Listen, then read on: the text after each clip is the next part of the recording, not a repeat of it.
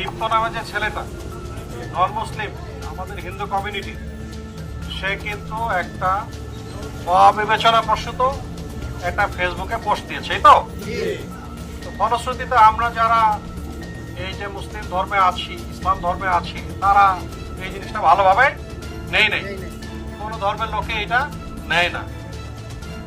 ক্ষোভটা কতক্ষণ পর্যন্ত থাকবে? যতক্ষণ পর্যন্ত আপনি দেখলেন যে প্রশাসন এখানে কান দেয় না, সরকার কান দেয় না, রাষ্ট্র কান দেয় না, তাই তো?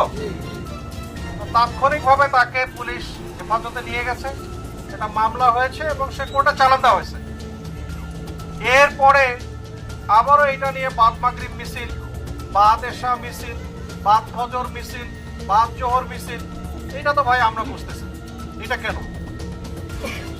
আমরা তখনই এটা করব, আমাদের ফল থাকাটা খুবই স্বাভাবিক, যে এরকম আমাদের মহানবী সাল্লাল্লাহু আলাইহি ওয়াসাল্লামকে নিয়ে এরকম কটূক্তি করার অধিকার কারো নাই। ফলশ্রুতিতে যখন সেটা করেছে আমাদের ক্ষোভ থাকবে, এটি স্বাভাবিক। যখনই প্রশাসন তাৎক্ষণিকভাবে তাকে ধরলো, মামলা দিল, কোর্টে পাঠাই দিল, হাজতে চালান দিয়ে দিল, এরপরে আবার এই যে ব্যানার করো, প্লাকার্ড করো, ফেস্টুন করে দলে দলে এক হও, দুনিয়ার মুসলিম এই সেই ইত্যাদি, মানি না মানবো না, এইটা তো ভিন্ন জিনিস। এইটা যারা করছেন তাদের জন্য আমাদের সতর্কবার্তা। এইটা হলো ঘর পোড়া দিলে অনেকে আলু পোড়া দেয় নাকি, ঘর পোড়া যায়, যাক আমি একটু আলুটা পুড়ে খাই। আলু পোড়া কেউ যদি দিতে চান তাদের জন্য প্রশাসনের পক্ষ থেকে খুবই সতর্কবার্তা।